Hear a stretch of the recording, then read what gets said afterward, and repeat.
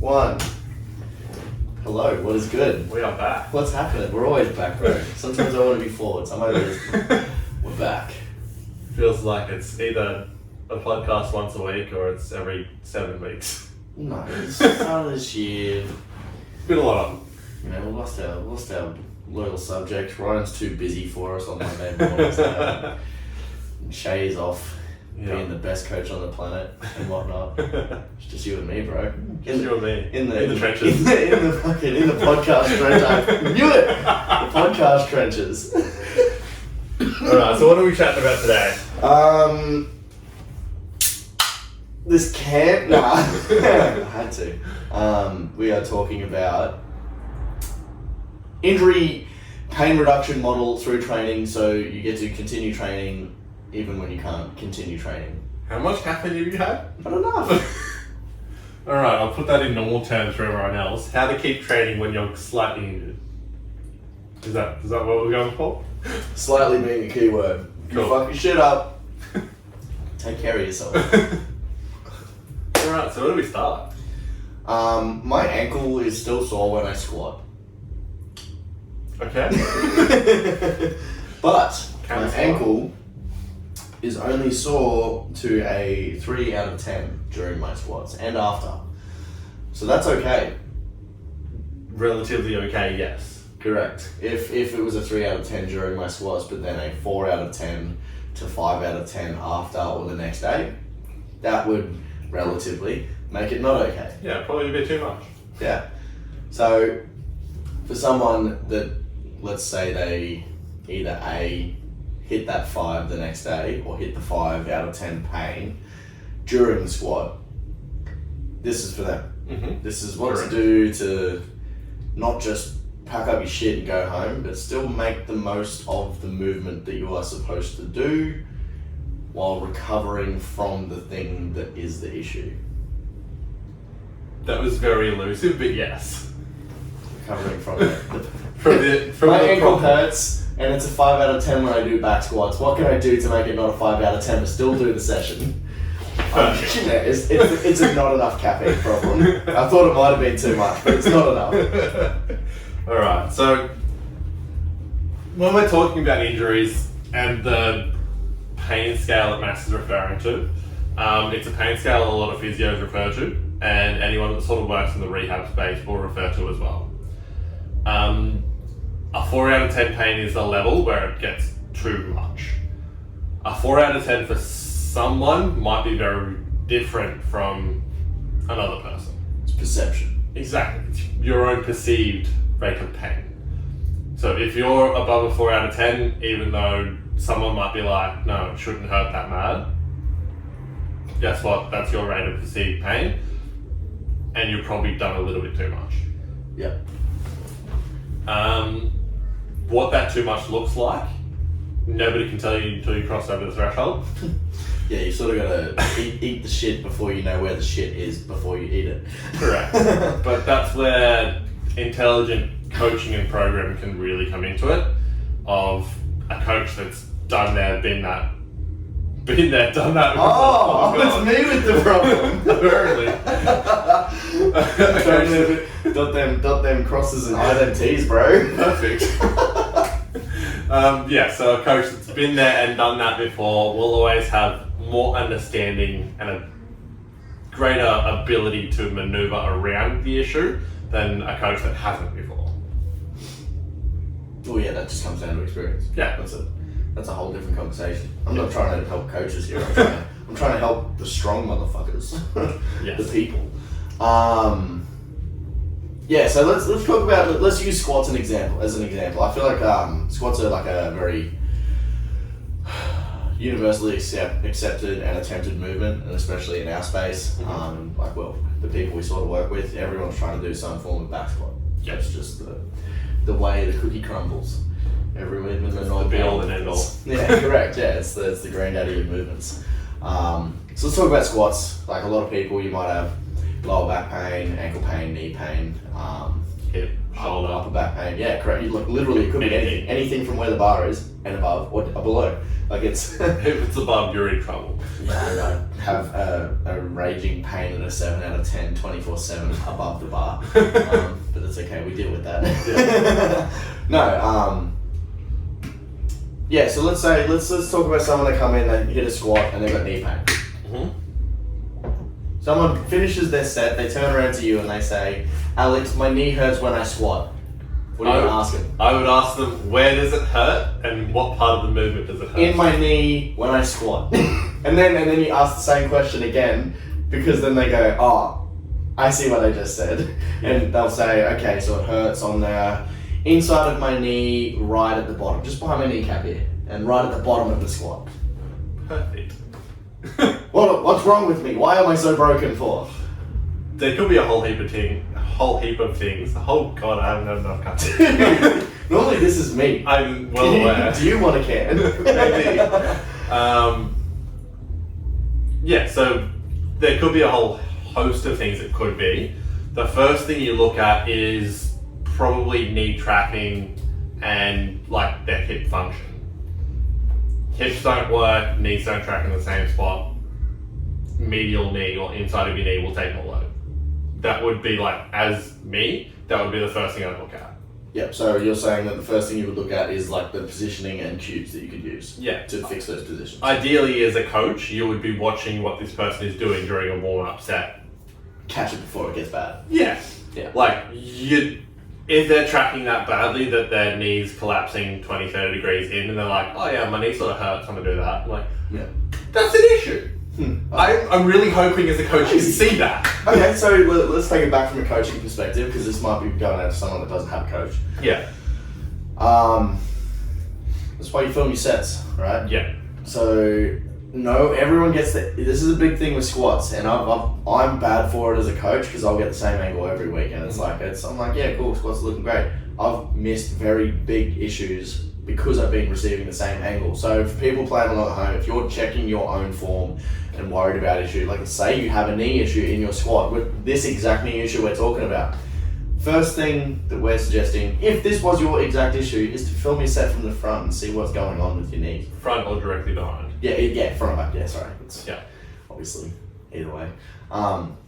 And that goes for any issues like that. If you've got some serious lower back pain in your squat, maybe film it from the side and see if your squat looks like shit. If your lumbar's rounding off and it's taking all of the load on the way up, then maybe let's look at correcting that. Like, so if you've got a coach, or if you are a coach, I suppose, the first thing you would check is the positions and use your cueing to get around that to hopefully and potentially fix the pain before it gets any worse or stays or doesn't go away or whatever. Yeah. And then if you're training by yourself, maybe try a different filming angle to see if there is anything that just looks out of place and doesn't look quite right.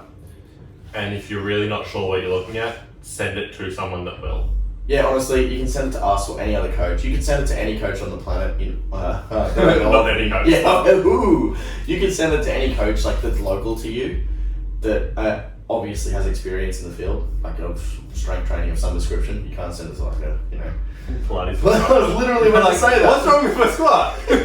Yeah, if you get strength coaches in the area and you send a video through to them, they're going to be more than happy to help you out. Like I know I would. I know like, a bunch of coaches that we work with would as well. So. Just send it through to them and go, hey, can you help us out? Yeah, maybe send them a message and be like, hey, I filmed this set of squats, don't know what's going on, can you have a look at it for me? Yeah, 100%. And 95% of the time the coach will respond, yeah, no worries, or they'll respond with, hey, super busy, send it to this person instead. Yeah, 100%. So there's always a way out of it. 100%. Little cheat sheet when it comes to filming sets and what to look at particularly.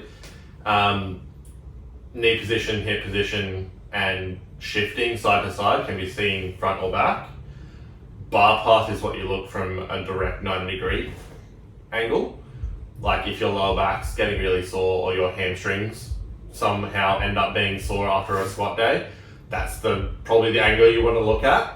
Outside of that, anything else, 45-ish degree angle, you'll see most of that anyway. I've actually, one of my guys that's had some drums with his squats in the past, he was on 5 working sets, and I was getting him to do, it was like probably 150 degrees. So each set he'd get a different angle, and I'd have a 150 degree view of his squat. So I was getting everything before it happened.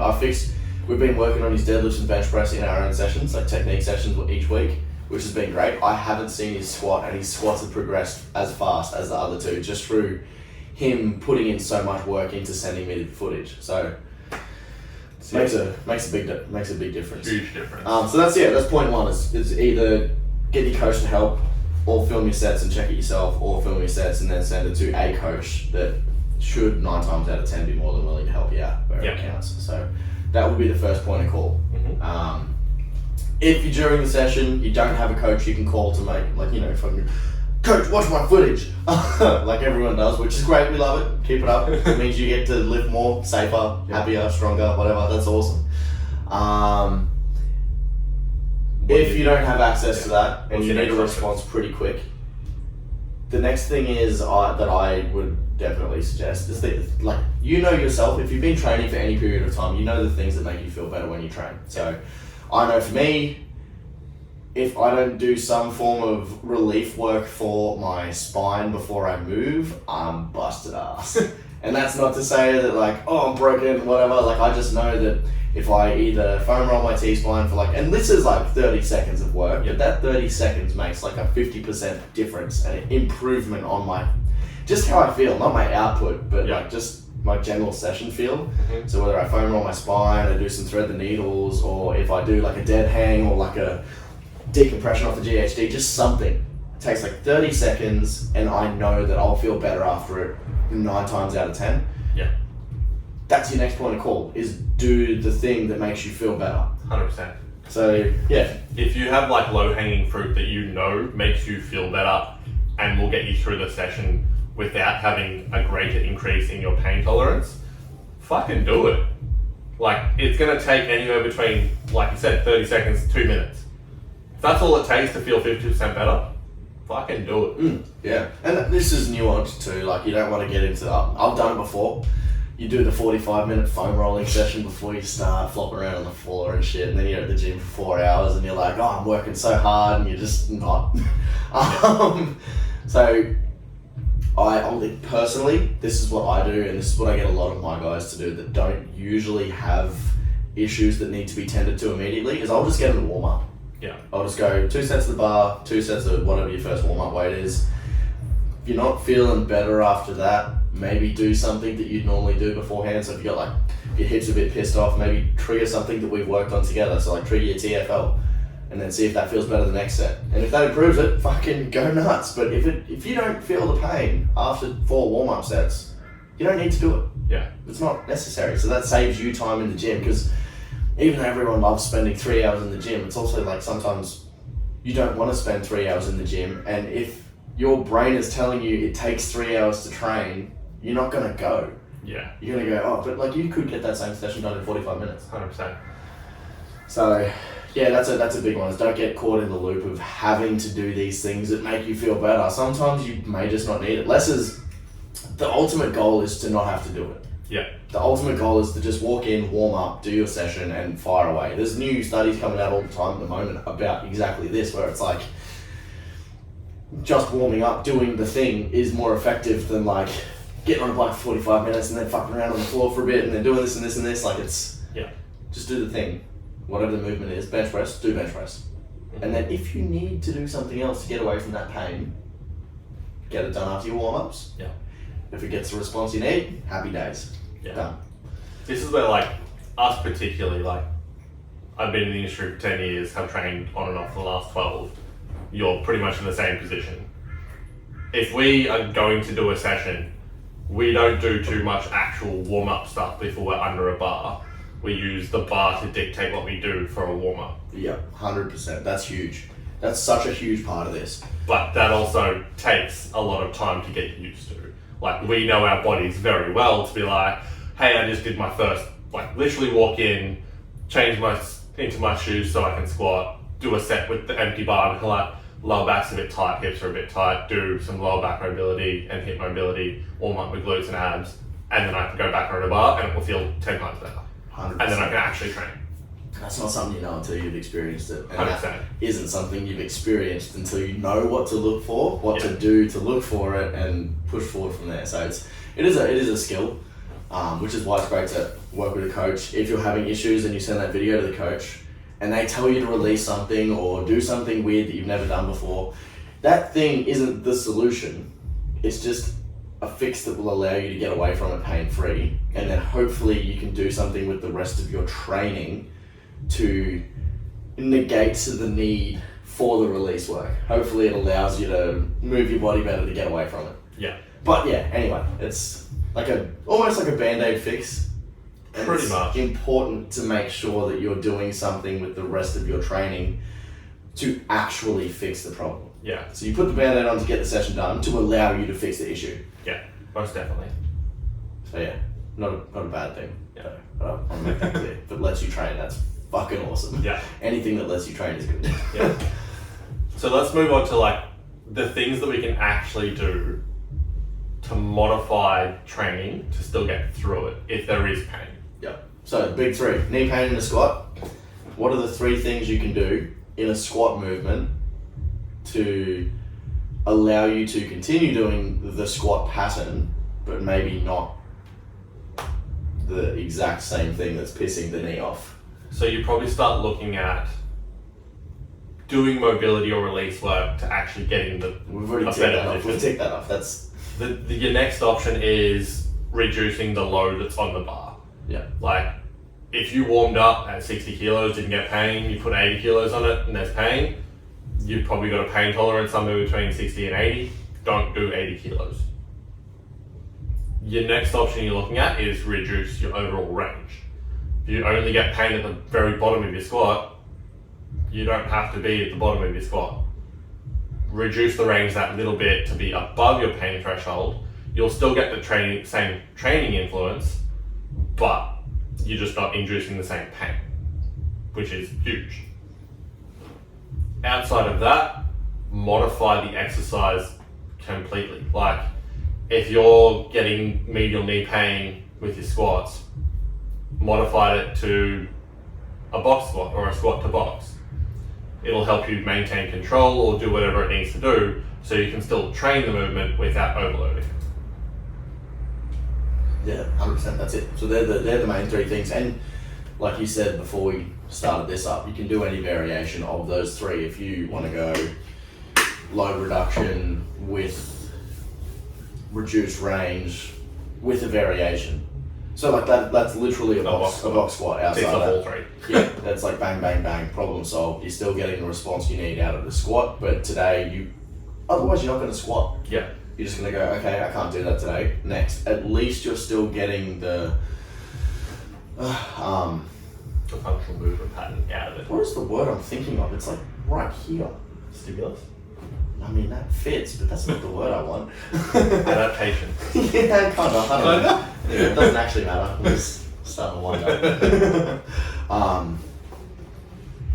Yeah, and that's the other thing too. Like, if you can squat to full depth with the full load, and it's a 3 out of 10 at the start of the set, and then it's a 3 out of 10 at the end of the set, and then it's a 3 out of 10 the next day, that's fine. Within reason. But if it starts at a 3, then it ends up at a 4, and then you finish your like working sets at a 5 out of 10, that's too much. Yeah. So that's when this applies, and you start looking at your variations and your different movements. Like, I've had sessions before where I've had to swap back to Bulgarians. It's happened once, but like I had something weird going on where I've gone, okay, I can't do this. This was in stage prep when I was 75 kilos. I had some weird thing going on from work, and came in and I had to do Bulgarians that day, so I just loaded the shit out of Bulgarians, and it let me do like 40 kilo dumbbells with a single leg Bulgarian split squat, which was pretty similar to the load, like 2-legged, that I was going to be doing on the back squats anyways. And then the next week I came back in, problem was fixed, straight back into it, and I was on track in the program, in a block, like it was no issues. So Yeah. having access to the skills to do this sort of stuff is huge. Yeah. Like whether you do go back to a box squat or a split squat or whatever the thing is that you're trying to do. Same with bench press. Mm-hmm. Bench press, if you can do dumbbells, that's great. Oh, there's another one. When I cooked my wrist, in the same prep actually, and that was really close to comp. Yeah. That was like 4 weeks out. I couldn't do bench press, I couldn't do dumbbell chest press, I couldn't do incline press, I couldn't do anything loaded in a bar, but there was one machine that I could get on, and the position that I put my wrist in, there was absolutely zero pressure. So I did 2 weeks of my prep, 2 weeks out of comp, on a fucking incline chest press machine. Yeah. And I'd hit my top single at my RPE, and then I'd do my back off work at my RPEs, and then I'd move on with my session. But that's what it takes though. Yeah, like, you know, that lets me, because like obviously it wouldn't be very useful for me in that situation that close to a competition to go, okay, like I can lift 40 kilos pain free on a bench press. Yeah. That's not gonna give me the stimulus that I'm actually chasing. It's not gonna get you stronger. Like, so what is the overarching goal here is, okay, I'm in a prep, I need to not waste my time here. Is there something I can do outside of the load that will let me do this? Like if I had a shoulder issue, but it was only at the bottom end range, I would still probably do pin press. Yeah, 100%. But at the full bench press load, just to get that same movement pattern, same stimulus and all that sort of stuff that way. But because it was my wrist and it was load no matter where it was, I couldn't do the bench at all. So I'm not going to do a 40 kilo bench press to get the strength response. Yeah. I'm going to do whatever I can to get it somewhere else. Yeah. It all comes down to the idea of being able to pivot and adjust the stimulus to still achieve the goal. Like if achieving the goal is to put on muscle mass, if you can only lift 20-30% of your load before it starts to hurt, you're not going to get the same stimulus. Well, unless you do more reps. Oh, 30 reps. New shit's out. 8 to 30 reps is the same. 20 to 30%, you're going to have to do more than 30 reps. Yeah, probably, yeah. Whereas, let's say you can't do a back squat, but you can jump on a leg press and still load it to do 8 reps. You're probably going to get the same stimulus for your leg growth as you would from a back squat at the same percentages. Mm-hmm. So being able to pivot and adjust makes a lot of difference. Yep, 100%. Alright, so they're the big three. Mm-hmm. So load, range, and variation of some description, whether it's a variation of a similar movement, so squat to back, box squat, or whether it's a bit more of a change, so something like a squat to a Bulgarian, or like Into a leg press. barbell bench into a dumbbell chest press or machine even, like I just spoke about. So they're the big three that you can sort of tackle if the cueing from a coach and if the release work that you would normally do don't sort of nip it in the bud. Yeah. Further than that, you're like, honestly, if you don't have a coach, I would probably go seek out at that stage. go get a coach, or like, yeah. Yeah, if you're getting significant pain and you've tried release work and you've tried adjusting things yourself and it hasn't worked, it's probably time to either hire a coach or go and see a physio to be like, oh yeah, what's wrong with me? That was my next suggestion, was physio. But if you do have a coach, this is usually my point of call on where to go next, is you look at like the eccentric loaded versions. If you're still in pain, you're only coming here if you're still in pain. And now it's sort of just like, well, what can you do today before you go to the physio or go talk to your coach, or go to get a coach, sorry. If you've got a coach, call them and go, hey, what the Yeah. So then you look at like an eccentric version of the movement. If you can do an eccentric version of the movement, pain-free or under that 3 out of 10 threshold, at least that will let you train for the day. If you're trying to do deadlifts and you can do Nordic hamstring curls, pain-free, I mean, it's not the same shit, but at least it's something, some stimulus for your hamstring. Let's use an RDL or yeah, but GHD, something like that. Whatever you're going to be able to do in an eccentric, like I'm thinking muscle building at the moment, strength is a bit fucking tough. Usually they want squat bench dead. Yeah. But like, yeah, hypertrophy wise, like, well, yeah, hamstring sliders are a great one for that sort of thing. So yeah, looking at all pistol squats are another good one for quads. Like if you can do the 2 squats up, but then a single leg down on a controlled like basis like that. Yeah, there's a few things that you can do there. That'll at least give you an opportunity to continue training. Yeah. If that is still causing you pain and you still, for some ungodly reason, want to get the job done, you can go to isometrics. If that's still causing you pain, go see a physio, hire a coach. Yeah. You need a bit more help. If you don't know what an isometric is, it's a Yeah. muscle contraction where you're not moving. So i.e. a wall sit. wall sit, where nothing, literally nothing moves. Planks. That's pretty much the most common ones you'll see in a gym. But yeah, so those bottom two, so the eccentric work, the isometric work, don't really apply unless you're getting help of some description. If you can't do the movement that you are there to do, you're in a bit of trouble. Yeah. I'm not going to say trouble. It's just go get a bit of professional help in the field, whether it is a physio or go EP or a ex-scientist or a coach. Yeah. PT, whatever. So someone's going to know how to give you the help that you need. It might be something blatantly obvious that you're not aware of. Yeah. It's a simple thing of like you're trying to dig a hole, and if you don't have the right tools to dig the hole, it's going to be a shit time. Get the rocks out and start bashing. If you've got a coach, they're going to be like, oh, here's this shovel. Well, no, you've got the shovel. It's just what the shovel looks like, depending on what sort of hole you want to dig. The coach is like an excavator. It's just like, oh, here. I'll do it. Well, we got this sorted. Yeah. Here's how you use it. Dig the hole. But yeah. So that's sort of the route you can go down if you're struggling with training through injuries. Obviously, to any of my clients listening, please just tell me. That is the most important thing you can do for my guy, or anyone that trains here. Tell your coach. The sooner that you let your coach know, and this is actually something I do want to make very clear. Very clear. It's very clear for the people that I train. The sooner you can let me know about a little niggle or an issue or something that's a bit uncomfortable in your training, the sooner I can get ahead of it with your programming and your overall approach to make sure it doesn't become an injury. Yeah. If you just let it sort of slide and you don't tell me about it, if you don't tell me, I can't help you. If you don't tell me about these things, I can't get ahead of it and prevent it from getting any worse. It's not possible if I don't know. And clearly something's not working, so we need to fix it and make a change and make it happen. So please, anytime anything gets a bit weird, let me know straight away. The people on my team that progress the fastest are the ones that let me know before shit gets weird. Yeah. 10 times out of 10. And it's also the ones that communicate the best because they're always talking to you. Yeah, correct. Yeah, obviously. But yeah, that's just want to make that clear that is super important in terms of injury. Like, you don't have to go through this step-by-step process by yourself, because that is what I'm here for as your coach. I literally drilled, I sent an email to all my clients, I think it was a week or two ago, and being like, if something changes, just let me know. I'm here to talk to you and help you achieve whatever you want, whatever it is. Yeah. If it changes, shoot me a message, be like, hey, I don't actually want to powerlift, I want to run a marathon. Sick, let's train for it. Let's make it happen. Yeah. Yeah, 100%. But yeah, so that's tackling injuries. I think how to work around it. That's literally been my life for your life, for the last however long now. It's part of it. Almost 12. Part of the game, I guess. Yeah.